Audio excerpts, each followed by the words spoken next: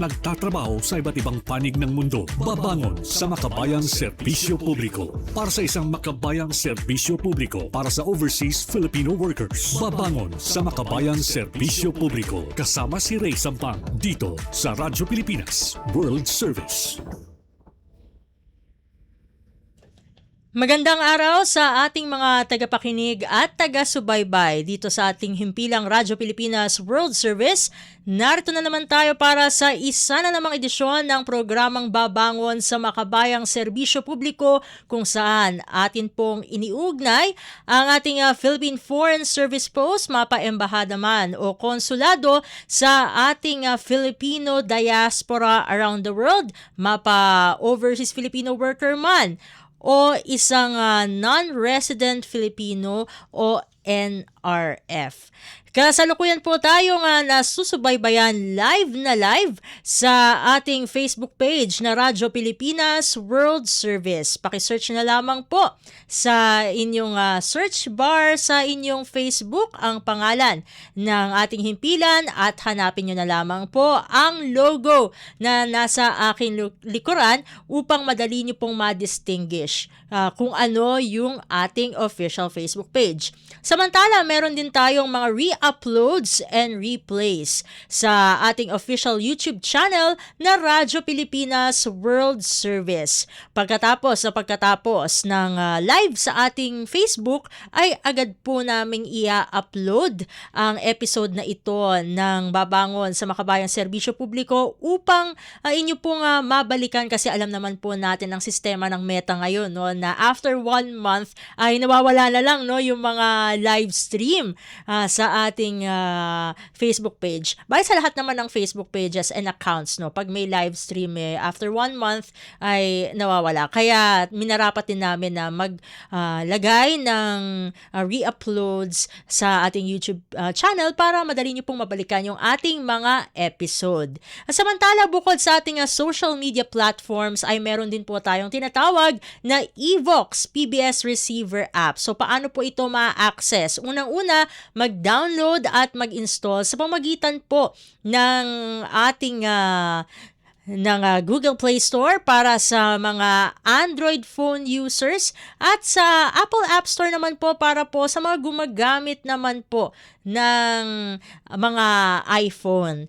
Kumbaga, syempre hindi naman pwedeng nakatenga lang sa inyong mga cellphone, no? Kung kayo po ay on the go, pero meron pa ring data ang inyong smartphone, ay maaari nyo po nga mapakinggan live, no, ang ating programang Babangon sa Makabayang Serbisyo Publiko. Pagpasok nyo po sa Evox PBS Receiver app, ay pakipindot nyo lamang po, no, yung icon ng Radyo Pilipinas World Service at mapupunta na kayo dito sa ating programa.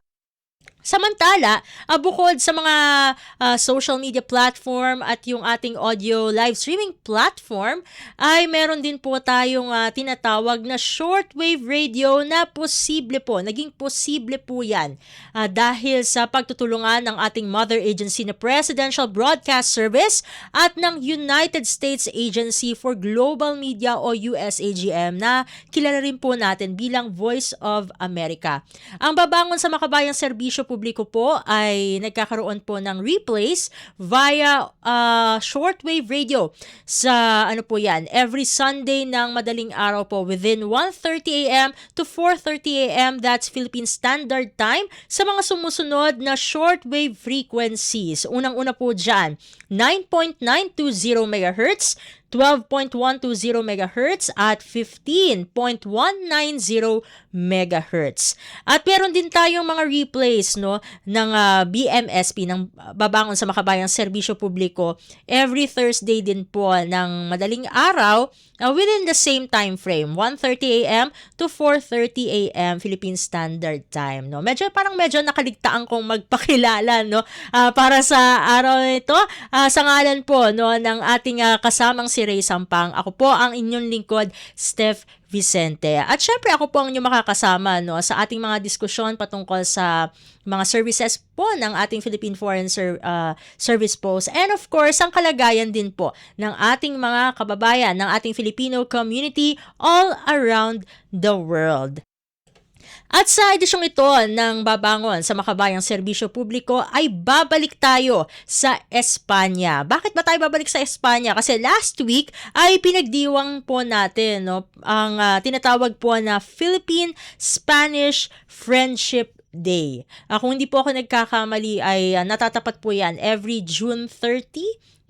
Annually yan, itong Philippine-Spanish Friendship Day. At alam naman natin na talagang mahaba, matagal talaga ang pinagsamahan ng Pilipinas at ng bansang Espanya. At yung kultura na from Spain ay integrate natin sa ating kultura dito sa Pilipinas, kitang-kita sa ating national costume, sa ating wika, inadapt natin yung mga Spanish words sa pagkain din, meron ding influence diyan. At yun sa overall culture and overall traditions natin ay talagang nakakabit dyan ang ating ties with Spain. At kaugnay po nito ay makakasama natin muli dito sa ating programa. Walang iba kundi si Consul General Mark Francis Hamoy ng ating embahada dyan sa Madrid, Spain. Conjen, welcome po muli sa programang Babangon sa Makabayang Serbisyo Publiko. Si Steph Vicente po ulit ito ng Radyo Pilipinas World Service. Buenos dias a todos at magandang umaga po sa inyong lahat. Magandang hapon po dyan. At maraming salamat po sa muling pag-aanyaya ninyo sa amin para makadaupang palad kayo sa inyong palatuntunan. Maraming salamat po, Conjen. Yun nga po, welcome back dito sa Babangon sa Makabayang Serbisyo Publiko. So, Conjen, sa pagdiriwang po, bale, ika-24 na anibersaryo nitong Philippine-Spanish Friendship Day last week ay paano po ba mailalarawan ng ating embahada dyan sa Madrid ang kasalukuyang estado po ng ugnayang diplomatiko ng Pilipinas at Espanya, knowing na way beyond this 24 years, actually 333 years ay na-colonize tayo ng Spain. Mm-hmm. So, magsimula tayo kung saan nag-umpisa yung Dia del Amistad, o yung Friendship Day na tinatawag natin. Ito yung nag-umpisa, ito ang makasaysayang ganap, kung na pinag-ugatan nitong paggunita na ito ay yung dekreto ni Presidente Emilio Aguinaldo upang bigyan ng safe passage, or wag tratuhin, ayon sa kanyang dekreto, wag tratuhin na mga prisoners, mga captives, yung mga Espanyol na nakubkob sa simbahan sa Baler, bagkos ay turingin silang mga kaibigan, at binigyan sila ng safe passage, binigyan sila ng malayang paglakbay muli pabalik sa Espanya, at dahil doon ay yung dapat na nagtapos na kabanata sa ating kasaysayan, sa pagitan ng Pilipinas at ng Espanya, imbes na matapos ito ng mapait, dahil naggera, nagrevolusyon, ay nagumpisa ang panibagong kabanata ng ating ugnayan sa Espanya bilang magkaibigan. At ito ay isinabatas ng ating Senado at ng ating Kongreso. Gaya ng sinabi mo, 24 na taon, halos quarter of a century na, na bilang magunitain taon-taon sa ika-30 ng Hunyo bawat taon. At ang masasabi ko po dyan ay tayo lamang ang dating overseas territory ng Spain na merong batas na ganyan na Dia del Amistad sa pagitan ng ating bansa at ng Espanya. Walang ibang dating colony ng Spain na may ganyang batas sa kanilang sariling mga bansa. So, isang mapagbabalakihan natin mga Pilipino na bagamat may mapaitay na kasaysayan, maraming abuso na nangyari, ay sa dulo ng ating pakikibaka para maging isang malayang republika ay tinuturing natin yun na kabanata na lamang, At tayo ay handang makipag-ugnayan ng patas, no, bilang parehong sovereign countries, no, parehong malayang mga bansa, malayang mga demokrasya sa bawat isa, no, sa pagitan ng Espanya at saka ng Pilipinas. Conjen, dahil nabanggit yun na ang Pilipinas ang natatanging naging overseas territory ng Spain, no, na magkaroon ng ganitong klaseng pagdiriwang, no, yung Filipina-Spanish Friendship Day. Gaano po ba kahalaga, no, at least for our Filipino diaspora dyan sa Spain, itong ganitong pagkilala sa atin, no, ng bansang Espanya? Dito taon-taon ay nagkakaroon kami ng selebrasyon, no?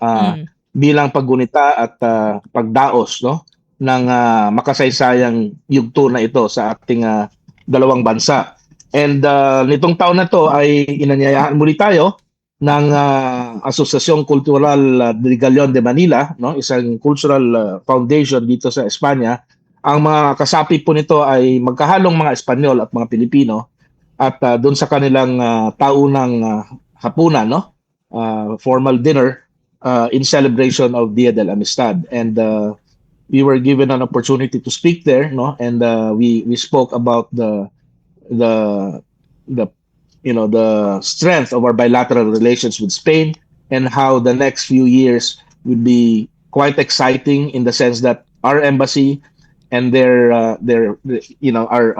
both our embassies and both our ministries, our Department of Foreign Affairs and their Ministerio de Asuntos Exteriores, are working closely together, to really make our bilateral relationship more substantial, no?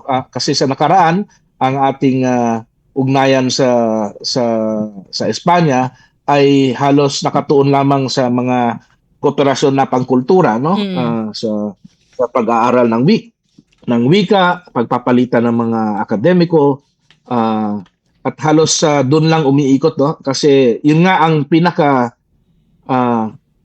pundasyon, no? Ang pinaka bedrock ng ating relasyon sa kanila is yung cultural affinity natin, no? Dahil nga gaya ng nabanggit mo kanina, halos mahigit 3 siglo tayong nasa sinakupan ng Espanya, no? And dito sa ating kasalukuyan, no, ibig nating palawakin pa itong ating ugnayan sa Espanya upang hindi lamang nakatuon sa kultura, kundi pati na rin sa ekonomiya at pati sa turismo at pati sa kooperasyon na pansiguridad, halimbawa, no. So yun po ang inaasahan namin na mangyayari sa susunod na 2 taon, no, 3 taon, lalo na next year, no.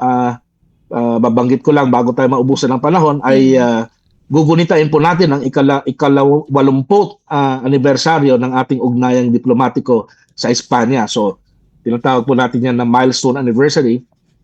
So both sides are now planning the different events and activities, as well as the framework agreements, no, that we might wish to discuss moving forward, so that we could really strengthen and deepen our bilateral relationship, no. Kanina nabanggit niyo po, Conjen, no, na naka-focus tayo sa ngayon sa historical and cultural ties. Sa ngayon po, para lang po sa kaalaman ng ating mga tagapakinig dito sa Babangon sa Makabayang Serbisyo Publiko, ay ano po yung mga, aside from going to events, no, para dito sa Philippine-Spanish Friendship Day, ay ano po yung mga pangunahing initiatives na isinusulong po, no, o nilo-launch ng ating Philippine Embassy sa Madrid upang higit pa pong mapalalim yung ating historical and cultural ties with Spain? Yeah. Una dyan, no, para sa next year, no, kasi nabanggit ko, milestone anniversary nga next year. Sa unang pagkakataon ay nagkaroon ng kasunduan, no, ang Prado Museum, isa sa pinakatanyag na museo sa buong mundo, no, lalo na pagdating sa mga classical art, no, yung mga katulad ni na mga Goya at saka mga Velázquez, no. Ito yung isang napakalaking museo dito sa Espanya. Sa unang pagkakataon na meron tayong ugnayan sa kanila At ito ay itinataon para sa paggunita nga ng ating ika-8 dekada, no, ng ating ugnayang diplomatiko sa Espanya. Magkakaroon po ng meron pong curator, no, isang eksperto na Espanyol. Siya lamang yata ang nag-iisang eksperto sa buong mundo pagdating sa 19th century Philippine art, no?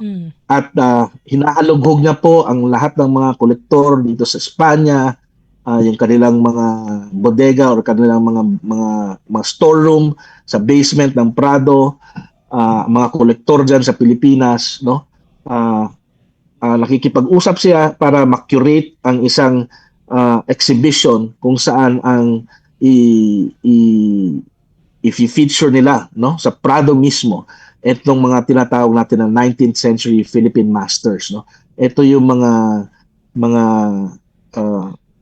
artists ng Pilipinas na bago pa man si Juan Luna at saka si Hidalgo, Felix Resurrection Hidalgo, ay nagsipag-aral na rin dito sa Espanya, no. Marami po yan sila. Hindi ko po kabisado lahat ng kanilang mga pangalan, pero yun po ang pakay, no, para sa next year para magkaroon ng isang major exhibition sa Prado ng 19th century Philippine masters. At kanina nabanggit Saya, niyo, no? yes po, parang ang dami pong aabangan for next year, 2027. Isa pang malaking nangyari this year, for example, ay pagkatapos ng medyo masalimuot kasi napaka-komplikado ng mga regulasyon dito sa Madrid, no, pagdating sa mga codes, no, tungkol sa mga building at paano ginagamit ang building, ay muling inilunsad, no, ng pasuguan ang Casa Filipinas, no, dating tinatawag na Centro Filipinas in Madrid, ngayon ay Casa Filipinas. Ito ay sentro kultural, no, para sa mga Pilipino dito sa Madrid, no. Itong espasyo na simple lamang, no, pero kayang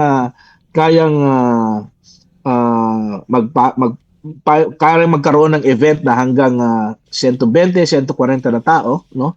Pwedeng mag-forum, pwedeng mag-lecture, pwedeng mag-film showing, pwedeng mag-presentation, etc. And yung nilunsad namin noong pagbukas nito, no, 2 days after muling magbukas ang sentro ng Casa Filipinas, ay nag-book launch ng panibagong historical volume, no, na isinulat ni Carlos Madrid, isang Espanyol na matagal nang nanirahan diyan sa Pilipinas. Dati siyang direktor ng Instituto Cervantes sa Maynila, at inilunsad yung kanyang bagong aklat, no, bagong limbag na historical book about the Baler Siege, no, the siege and surrender, parang ganoon yung title, no.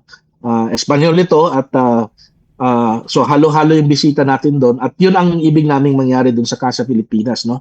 Magiging lugar siya kung saan magtatagpo ang mga mamamayang Pilipino at mamamayang Espanyol, no, upang magkaroon ng mga palitan ng pananaw hinggil sa kultura, sa sining, sa ekonomiya, mga business forums, tourism familiarization, for example.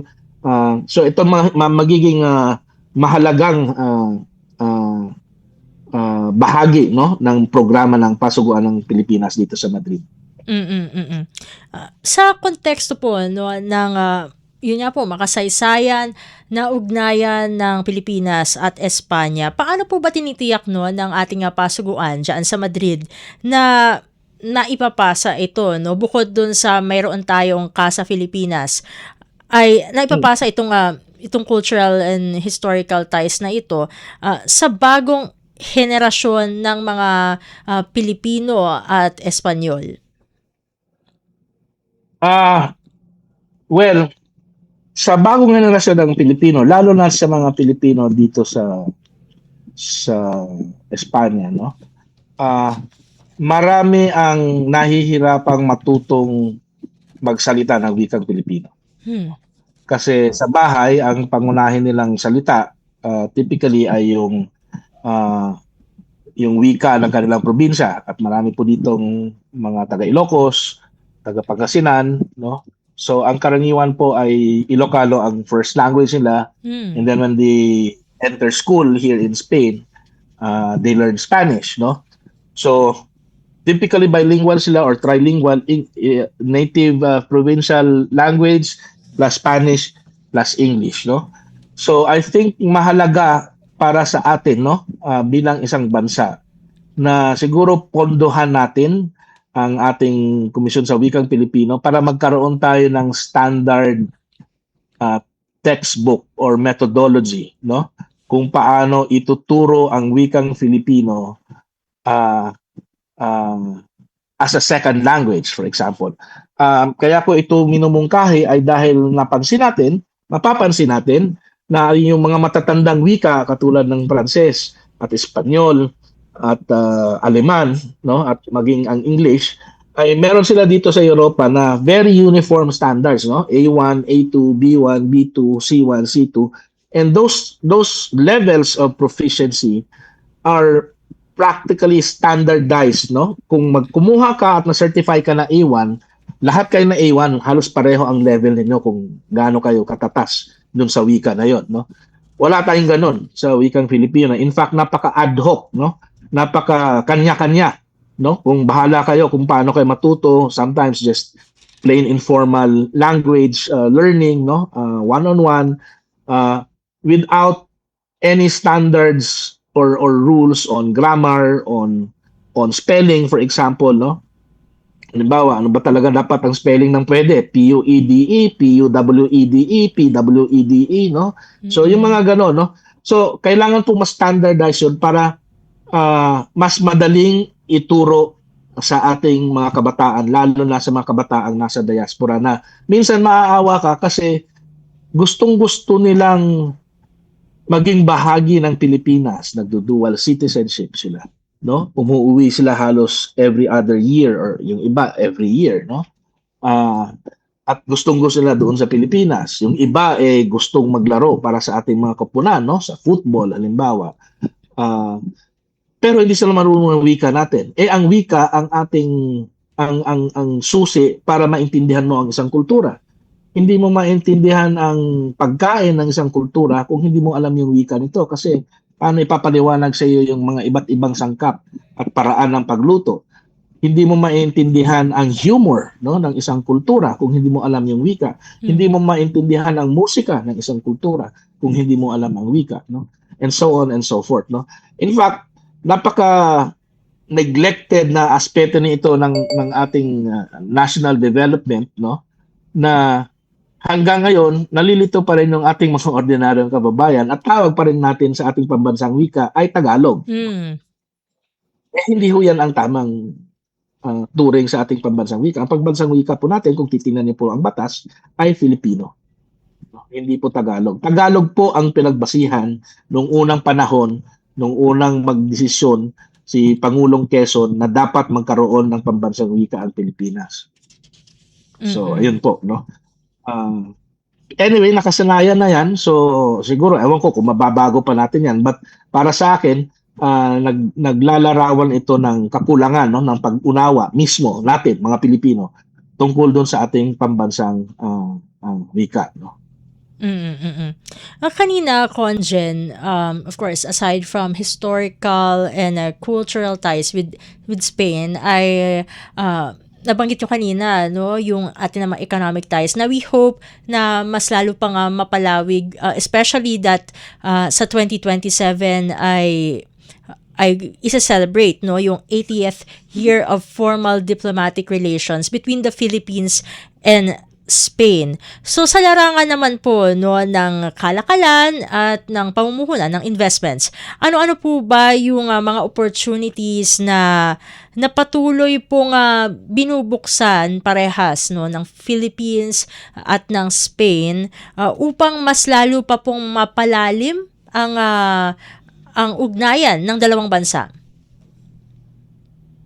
Okay, magandang tanong yan, no, kasi ang talagang nagpapatibay, no, ng ugnayan sa pagitan ng dalawang bansa ay ang kanilang relasyong pang-ekonomiya, no? Ibig sabihin gaano kalawak, gaano kalalim ang kanilang ugnayan pagdating sa pangangalakal, pagdating sa pamumuhunan, pagdating sa turismo, no? And simula po nung dumating po ako rito noong 2023, 3 taon nang nakalipas, ay mariin pong pinag-uutos ni Ambassador Luwilier sa amin, no, sa lahat ng mga opisyal at kawani ng ating pasuguan dito sa Espanya. Kasama po natin dyan ang ating mga kasanggawa sa pamahalaan sa Philippine Trade and Investment Center dito sa Madrid, sa pamamagitan ni Commercial Councilor Altea Antonio. Pinaiigting po namin, no, ang pakikipag-ugnayan sa sektor pang-ekonomiya at pang-negosyo dito sa Espanya, no. Isa sa mga pinag-utos ni Ambassador Luwilier ay dapat wag lamang dito sa Madrid, no, ang pagtuunan namin ng pansin kasi madaling makipag-usap sa Cámara de España, no, Cámara de Madrid, no, at nandito naman sila lahat sa Madrid, no. Pero ang Espanya po ay 17 autonomous regional communities. Lahat yan ay may kanya-kanyang masiglang ekonomiya. Bawat ekonomiya na yan ay may kanya-kanyang prioridad, kanya-kanyang priority sectors, no? May mga competencies sila na mas malakas sila kaysa dun sa ibang regional communities. At kaya simula pa noong 2020, last year, no, 2025, ay inumpisa na po naming mag-conduct, no, ng business missions papunta doon sa mga kabisera, no, at mga sentrong pangkomersyo ng mga regional communities dito sa Spain. So nauna na po dyan ang Galicia sa bandang norte ng Espanya, sinundan po yan ng Andalusia sa Sevilla at saka sa Cadiz, and nitong huli ay nagpunta kami sa País Basco, no, o yung Basque Country na tinatawag sa Bilbao. And ang isa pong masasabi ko sa ating ugnayang pang-ekonomiya ay napakalaki pa po ng upside, no, or yung potential, no, na hindi pa po natin natatap. And ang minsan nalulungkot ako na-excite kasi malungkot kasi ang baba ng estado ng ating ugnayang pang-ekonomiya, pero na-excite naman kasi ang daming pwedeng gawin, no? And kung titingnan mo ang ekonomiya ng Espanya, kung paano sila naging fastest growing economy ng Europe, no, ng EU, no, at dahil yan lang ngayon ang kanilang accomplishment, no, yung expertise nila at yung mga teknolohiya nila na meron sila rito sa Espanya, ay yun mismo ang mga kailangan nating ipalago, no, sa Pilipinas. Halimbawa, the two important drivers of the Spanish economy are agriculture and tourism, no? Ang turismo nila, one of the largest in the world, no? The tourism economy of Spain. Yung dalawang sektor mismo na yun ang kailangan din nating palaguin sa Pilipinas dahil sa dami ng tao, ng mamamayan natin na maaring magkaroon ng hanap buhay at livelihood, no, sa mga sektor na ito. Sa larangan ng agrikultura, napakagaling ng Espanya pagdating halimbawa sa sustainability, no, sa logistics, sa pagsigurado na pagtiyak na mababa ang spoilage, no, or yung wastage, no, or yung loss ng fresh produce, halimbawa ng gulay at ng prutas galing sa sakahan papunta sa palengke, no. Sa atin yata napakataas nito, no. Dito sa Espanya halos wala pa yata 1% ang loss nila, no, when shipping produce, fruits and vegetables from their farms to the marketplaces here in Spain and across Europe, no. So yung logistics sa agriculture, yung napakahalagang matutunan natin, no. And marami pang iba, no, sa renewable energy, tanyag din ng Espanya diyan, especially sa solar and wind, especially sa wind, no. And especially dahil archipelago tayo, dito po ako pinaka-excited dahil napakalakas ng Espanya pagdating sa maritime industry, no? Halos buong value chain ng maritime industry, hindi lamang shipbuilding, kundi lahat na, no? Kung anong maisip mong ilagay sa barko, meron silang kumpanya para diyan, meron silang pabrika para diyan, no? At kung mag-attend ka gaya ng salihan namin, no, nung pinakamalaking maritime industry trade exhibition dito sa Espanya, ang Navalia kala tinatawag sa Vigo, ay makikita mo, Diyos ko, kung meron lang sana tayong ganyang mga kumpanya sa Pilipinas, walang Pilipino na walang hanap buhay, no? Kasi ang lawak po ng maritime sector, no? Mula sa mga lubid na kailangan para sa mga barko, sa nets, no? Sa angkla, lahat 'yan, no? Kailangan lahat ng ilalagay mo sa mga kabina ng mga ferries at ng mga cargo vessels, no? And higit sa lahat, ang shipbuilding po nila dito sa Espanya ay yung mga barko, mga tipo ng barko na kailangan natin para sa ekonomiya natin, no? Uh, Modern fishing vessels, no? Maritime patrol, search and rescue, research, maritime research, marine science research, no? Hospital ships, no? Pwedeng gamitin para sa pag may sakuna diyan sa atin, idadaog lang dun sa malapit sa disaster area, may instant fully equipped hospital ka na, no? At marami pang iba, no? So ito dapat ang pagtuunan ng pansin nating magkaparehong bansa, no? Upang talagang lumago at umusbong ang ating ugnayang pang-ekonomiya sa pagitan ng Pilipinas at Espanya. Medyo lumabas muna tayo po, no, dun sa diplomatic ties between the Philippines and Spain dahil kung for sure, no, alam naman po ng ating mga kababayan, lalong-lalo na diyan sa Europa, na nakararanas po, no, ang ilang mga bansa diyan ang tinatawag po na heat wave. So, Conjen, kamusta po ba yung lagay ng ating mga kababayan diyan sa Espanya despite this weather probably weather condition na ito? Medyo maswerte po kami dito sa Madrid, no? Itong nakaraang linggo, no, or 3-4 na araw, at medyo bumaba po ang temperatura, no?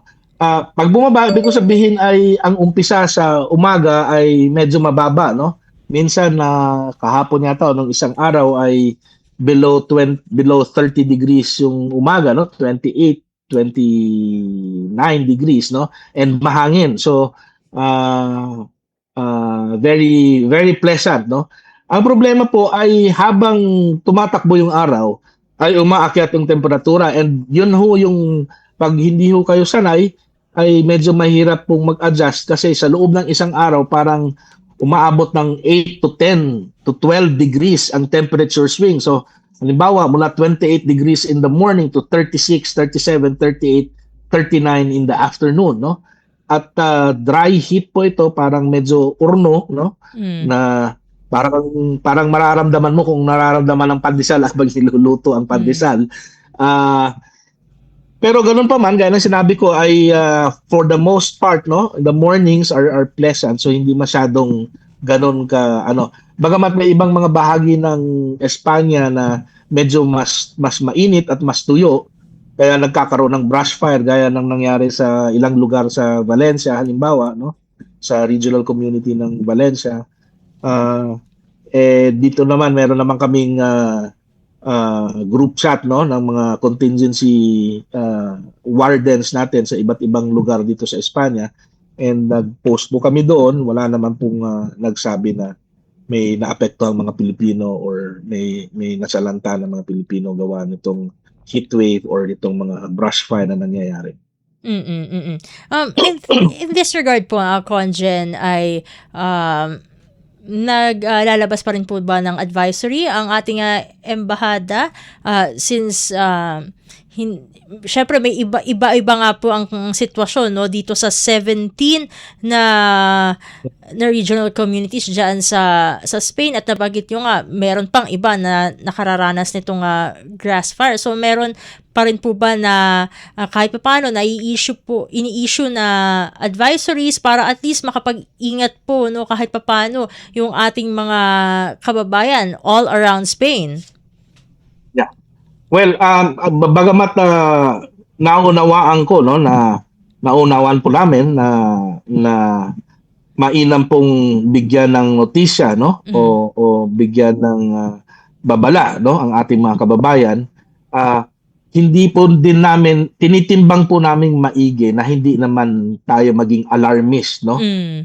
So ang ginagawa po namin sa kasalukuyan ay minomonitor po namin yung nakikita po kasi namin yung mga ibang bansa, no, gaya ng France halimbawa or other affected parts of Europe, na yung ating mga pasuguan doon ay nagsipaglabas na ng kanilang mga advisory, no. Pero ang ang minomonitor po natin dito, ang binabantayan po natin dito is meron bang ah, malaking probability, no, na may kapahamakan o masasalanta, no, or maapektuhan ang ating mga kababayan, no. And so on that basis, at this point wala pa po kaming nilalabas, no, but we're closely monitoring the situation, and perhaps hopefully hindi maging ganong gagrabe ang sitwasyon pagdating sa temperatura at sa init dito sa Espanya, para maglabas ng ganong klaseng advisory, but we are keeping our attention on this matter, and when we feel that it has become necessary, we will issue the necessary advisory on our social media platforms and through other means, like I said, yung ating group chat sa ating mga contingency leaders, no? May singit ko na lang din po ako dyan itong paksa, no, na i-open ko po for this discussion, kasi alam na po natin na ongoing pa rin po, no, yung overseas voter registration sa lahat ng Filipino diaspora, no, all around the world. So, matanong ko lamang po, kumusta naman po ang lagay ng overseas voter registration dyan po sa Espanya? Kasalukuyan po ay pumapangatlo po kami, no, sa buong Europa, sa pinakamaraming naitala na or nairehistro na ng mga botante para sa halalan sa 2028, no. Ganun pa man ay patuloy naming pinagsisikapan, no, na maiparating at maipagbigay alam sa ating mga kababayan dito sa Espanya, hindi lamang dito sa Madrid, sa buong Espanya, no, pati sa mga barkong dumadaong dito, kasi hindi naman siguro lingid sa kaalaman ng maraming Pilipino na ang mga isla at mga pantalan ng Espanya ay madalas daungan ng mga cruise ship, no, na pumupunta sa Canarias, halimbawa, sa Tenerife, sa Barcelona, sa Ibiza, no, at marami pang iba, at marami pong mga crew sa mga cruise ship na ito ay mga Pilipino. So nakikipag-ugnayan din kami halimbawa sa ating Consul ad honorem, no, sa Las Palmas, at inaalam po nila yung schedule ng mga malalaking cruise ship na maraming Pilipino na dadaong doon, at sinitsempohan po natin yon, no, na pupuntahan ng ating designated overseas voting registration officer, upang makapagrehistro po yung ating mga kababayan na yan, no? At ang tingin ko po nito ay maaga pa po, no? At alam naman po natin ang typical na ugali ng Pilipino na pahulihan, minsan andun na sa deadline saka pala maghahabol. Pero ganun pa man ay pinaalalahanan ko po lahat ng ating mga kababayan dito sa Espanya, at kahit na yung mga seafarers natin na dumadaong dito sa Espanya, na kung may pagkakataon po kayo ay magparehistro na po kayo para makaboto po kayo sa halalan natin sa 2028, no? Pambansang halalan po 'yan, presidential election po 'yan. Kaya mahalaga po yung boto ninyo. Lalong-lalo na po yung ating mga bagong nag-dual citizen, no? Pagka ako yung nagpapa-oath ay lagi ko pong ine-emphasize sa kanila, hindi lang po rights ang nire-acquire ninyo, pati duties and obligation bilang mamamayan ng Pilipinas, kasamang pagbayad ng buwis, pagsunod sa mga batas, at pagboto ng tama tuwing halalan. So, mga kababayan po natin dito sa Espanya ay inanyayahan po namin kayo na habang maaga ay ayusin na po ninyo ang inyong rehistro bilang botante upang hindi po kayo ma-disenfranchise o mawalan ng pagkakataong bumoto sa 2028. Salamat po. Conjen, no? Anawagan na no? Kung kung may figures po kayo ngayon po, no, kung hawak niyo po yung figures yan, ilan na po yung mga at least the new applicants po, no, for the overseas voting? Yeah, titingnan ko kung nandito sa kung hindi ako nagkakamali, ng huling tala ay nasa 1,400 na po ang narehistro namin. I'm not too sure about the figures, but that is the recollection I have, no. If you need the more precise figures, I can I can relay them to you after the show. I just confirm with her. Kasi every day merong nadadagdag no. Mm. And yung RERB natin patuloy nagpa-process no at nagko-confirm ng mga narehistro. So titingnan ko po mamaya-maya kung ano po ang current status. But if I recall correctly, it was 1,400 no. Siguro bago ko po kayo pakawalan no for this interview, Conjen, mensahe na lang po siguro sa ating mga kababayan diyan sa Espanya hinggil sa kahalagahan po no ng ating pagkakaibigan, diplomatic ties sa pagitan po ng dalawang bansa. Go ahead po, Conjen. Well, sa kasalukuyan, no, kung titingnan mo lahat ng ating bilateral relations, medyo manipis no, ang ating bilateral relationship with Spain. Considering na sila yung pinakamatagal na natili diyan sa ating bansa, no. Pero unti-unti, no, napapansin po namin lumalawak no ang bilang ng mga Espanyol na nagkakaroon ng interes sa Pilipinas, lalong-lalo na doon sa mga kabataan, no? Gustong-gusto po nilang puntahan ng Pilipinas. Pag pumupunta sila ng Pilipinas, halos ayaw na nilang umuwi rito sa Espanya. Marami ding Pilipino na gustong-gustong pumunta rito sa Espanya at pag nakarating sila dito ay halos ayaw na rin umuwi ng Pilipinas. No, and so there's this very strong cultural affinity between Spaniards and Filipinos that we have left largely untapped, no? That potential has remained largely untapped.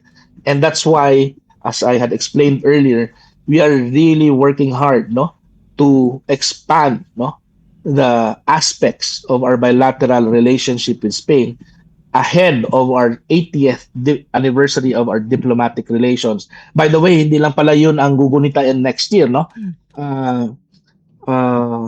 Ika-500 taon din, no, ng anibersaryo ng pagkasilang ni Felipe II, no? Felipe II, ang hari ng Espanya kung kanino po tayo pinangalan. So iniisip pa namin kung paano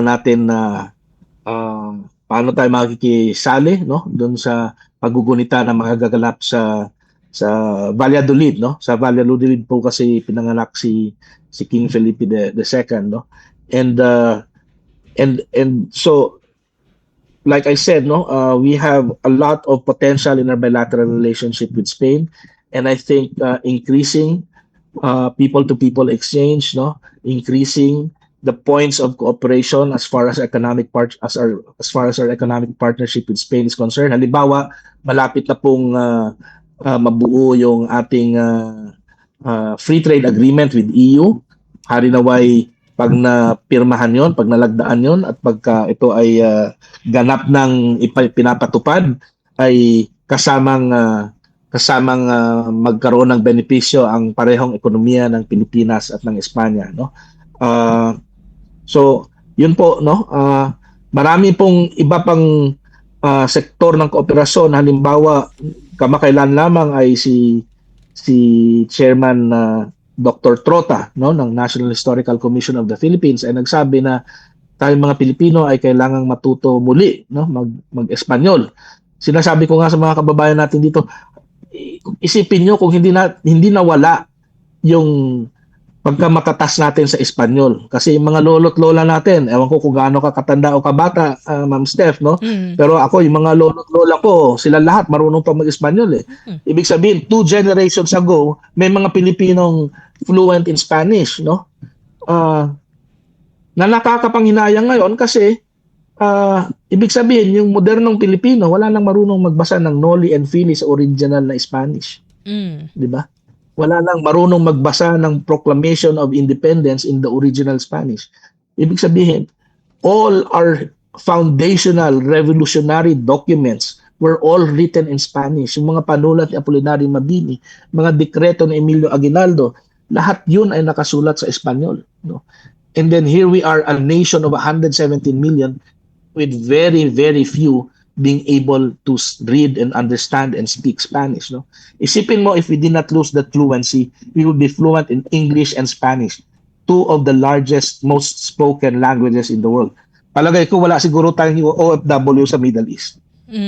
Lahat nasa South America, di ba? At saka sa Caribbean. Kasi marunong tayo mag-Espanyol eh. Di ba? So, anyway, yun lang po ang isang halimbawa, no, na kung saan kailangan nating pagtibayin talaga yung ating ugnayan sa Espanya. There are many things that can be said about our historical relationship with Spain. We can hold grudges, we can bemoan the abuse, but ultimately, if you look at all that, no, I think as a country, we inherited two very important things from our contact with Spain. That we are now a liberal democracy and that we are now a major and only majority and only Catholic country in the whole of Asia, as far as I can tell, no, is largely because of our contact with Spain, no? And I think that commonality we have with them is what gives our relationship a certain degree of trust that would make the Philippines the natural partner for Spain as it looks towards Asia and towards Southeast Asia in particular, to expand their own companies and to grow their own economy and to benefit their own people. And I think that mutuality of interest, kung anong gusto nila at ang gusto natin, is how good diplomacy works, no? So we will have to work on that para maging makatotohanan, no? Para maisabuhay itong mga hindi pa natin napapakinabangan na aspeto ng ating ugnayan sa Espanya. And with that po, maraming salamat po, Conjan Hamoy, for joining us dito sa programang Babangon sa Makabayang Serbisyo Publiko. Sa ulitin po, God bless po at mabuhay po kayo. Maraming salamat, Ma'am Steph, at regards lang po doon sa lahat ng mga kasama niyo dyan sa programa. Maraming salamat po. At ating nakasama mula sa ating Philippine Embassy in Madrid, Spain, si Consul General Mark Francis Hamoy.